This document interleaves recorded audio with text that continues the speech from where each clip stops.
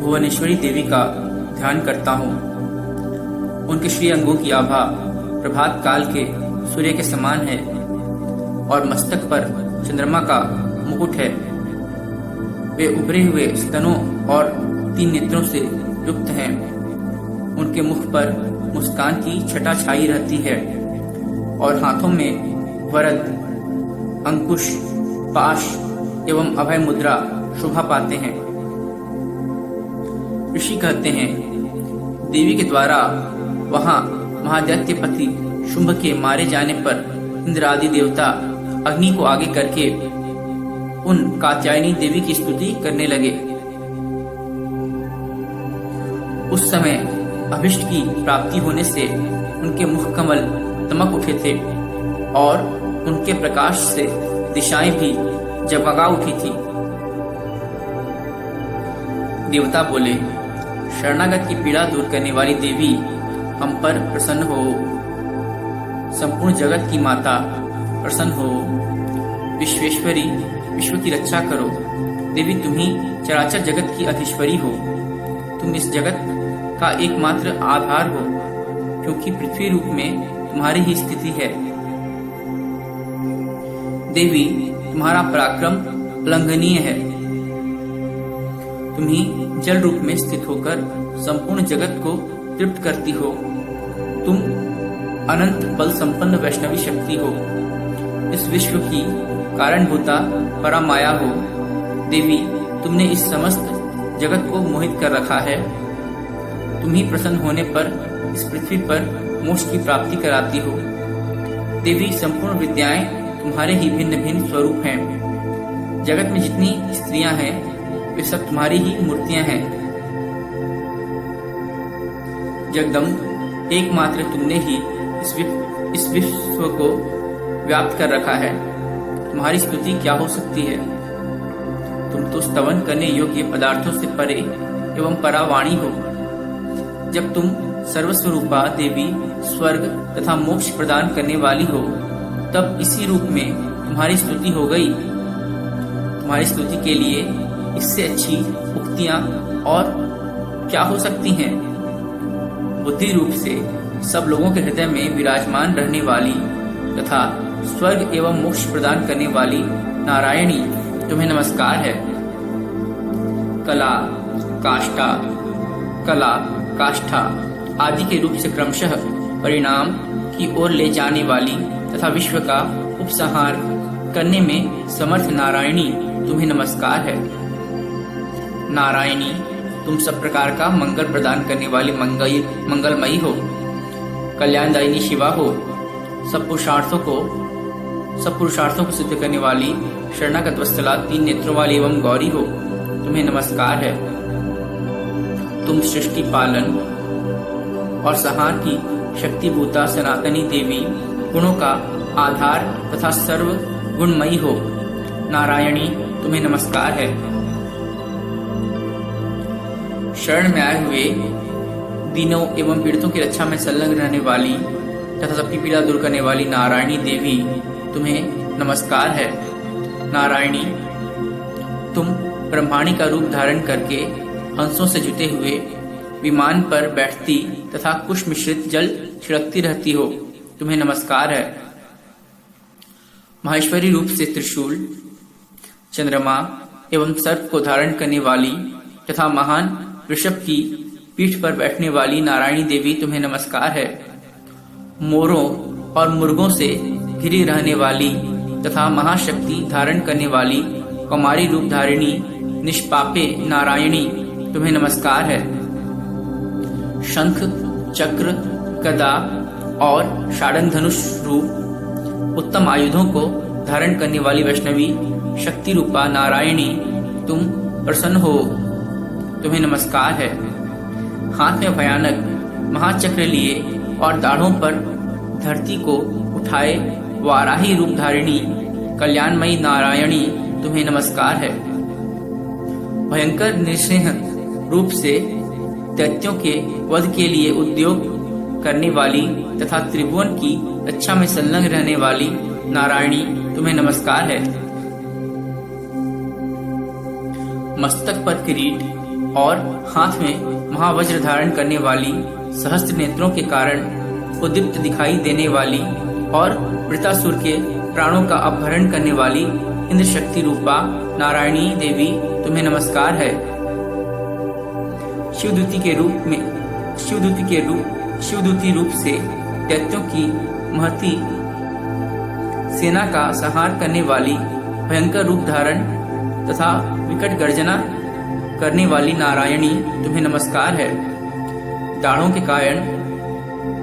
के कारण विकराल मुख वाली, मुंडमाला से विभूषित मुंडमर्दिनी चामुंडा, दाढ़ों के कारण विकराल मुख वाली, मुंडमाला से विभूषित मुंडमर्दिनी चामुंडा रूपा नारायणी तुम्हें नमस्कार है। लक्ष्मी, लज्जा, महाविद्या, श्रद्धा, पुष्टि, स्वधा, ध्रुवा, महारात्रि तथा महा अविद्या रूपा नारायणी तुम्हें नमस्कार है। मेधा, सरस्वती, वरा, भूति, बाभ्रवी, तामसी, नियता तथा ईशा रूपिणी नारायणी तुम्हें नमस्कार है। सर्वस्वरूपा, सर्वेश्वरी तथा सब प्रकार की शक्तियों से संपन्न दुर्गे देवी, सब भयों से हमारी रक्षा करो, तुम्हें नमस्कार है। कात्यायनी, यह 3 लोचनों से विभूषित तुम्हारा सौम्य मुख सब प्रकार के भयों से हमारी रक्षा करे, तुम्हें नमस्कार है। भद्रकाली, ज्वालाओं के कारण विकराल प्रतीत होने वाला, अत्यंत भयंकर और समस्त असुरों का संहार करने वाला तुम्हारा त्रिशूल भय से हमें बचाए, तुम्हें नमस्कार है। देवी, जो अपनी ध्वनि से संपूर्ण जगत को व्याप्त करके दैत्यों के तेज नष्ट किए देता है, वह तुम्हारा घंटा हम लोगों की पापों से उसी प्रकार रक्षा करे जैसे माता अपने पुत्रों की बुरे कर्मों से रक्षा करती है। चंडी के तुम्हारे हाथों में सुशोभित खड्ग जो असुरों के रक्त और चर्बी से चर्चित है, हमारा मंगल करे, हम तुम्हें नमस्कार करते हैं। देवी, तुम प्रसन्न होने पर सब रोगों को नष्ट कर देती हो और कुपित होने पर मनोवांछित सभी कामनाओं का नाश कर देती हो। जो लोग तुम्हारी शरण में जा चुके हैं उन पर विपत्ति तो आती ही नहीं, तुम्हारी शरण में गए हुए मनुष्य दूसरों को शरण देने वाले हो जाते हैं। देवी अम्बिके, तुमने अपने स्वरूप को अनेक भागों में विभक्त करके नाना प्रकार के रूपों से जो इस समय इन धर्मद्रोही महादैत्यों का संहार किया है, वह सब दूसरी कौन कर सकती थी।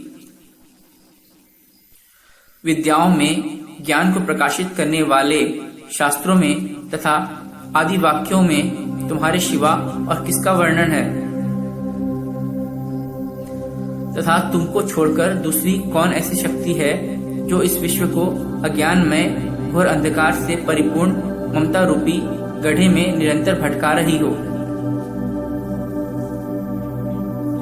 जहाँ राक्षस, जहाँ भयंकर विष वाले सर्प, जहाँ शत्रु, जहाँ लुटेरों की सेना और जहाँ दावानल हो, वहाँ तथा समुद्र के बीच में भी साथ रहकर तुम विश्व की रक्षा करती हो। विश्वेश्वरी, तुम विश्व का पालन करती हो, विश्वरूपा हो, इसलिए संपूर्ण विश्व को धारण करती हो। तुम भगवान विश्वनाथ की भी वंदनीय हो। जो लोग भक्ति पूर्वक तुम्हारे सामने मस्तक झुकाते हैं, वे संपूर्ण विश्व को आश्रय देने वाले होते हैं।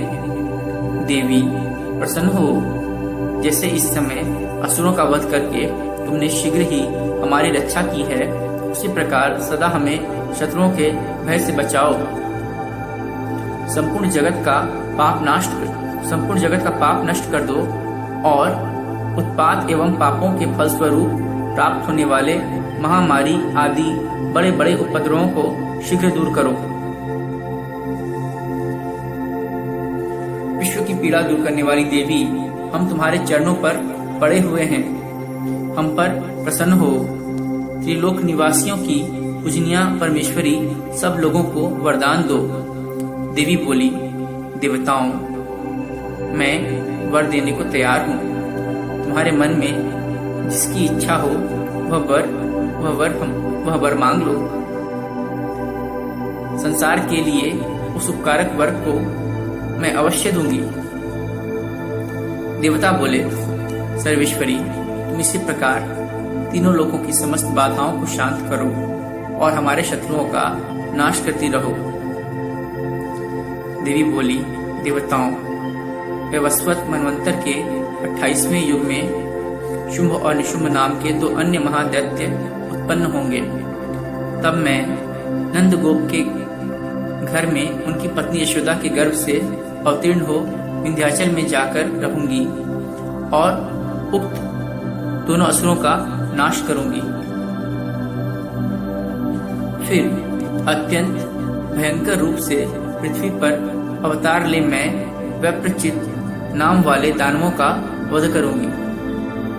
उन भयंकर महादैत्यों को भक्षण करते समय मेरे दांत अनार के फूल की भांति लाल हो जाएंगे।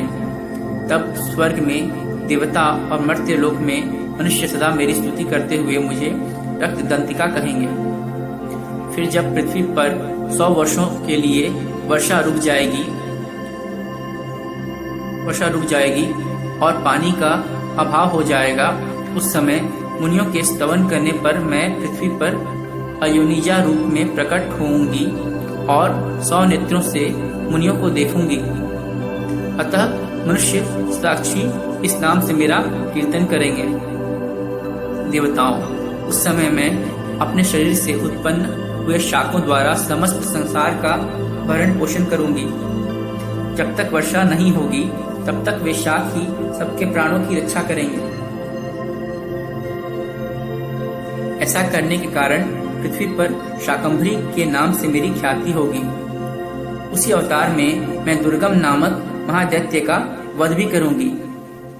इससे मेरा नाम दुर्गा देवी के रूप से प्रसिद्ध होगा। फिर मैं जब भीम रूप धारण करके मुनियों की रक्षा के लिए हिमालय पर रहने वाले राक्षसों का भक्षण करूंगी, उस समय सब मुनि भक्ति भाव से नतमस्तक होकर मेरी स्तुति करेंगे। तब मेरा नाम भीमा देवी के रूप में विख्यात होगा। जब अरुण नामक दैत्य तीनों लोकों में भारी उपद्रव मचाएगा, तब मैं तीनों लोकों का हित करने के लिए 6 पैरों वाले असंख्य भ्रमरों का रूप धारण करके उस महादैत्य का वध करूंगी। उस समय सब लोग भ्रामरी के नाम से चारों ओर मेरी स्तुति करेंगे। इस प्रकार जब जब संसार में दानवी बाधा उपस्थित होगी, तब तब अवतार लेकर मैं शत्रुओं का संहार करूंगी। ओम नमः चंडिकाय।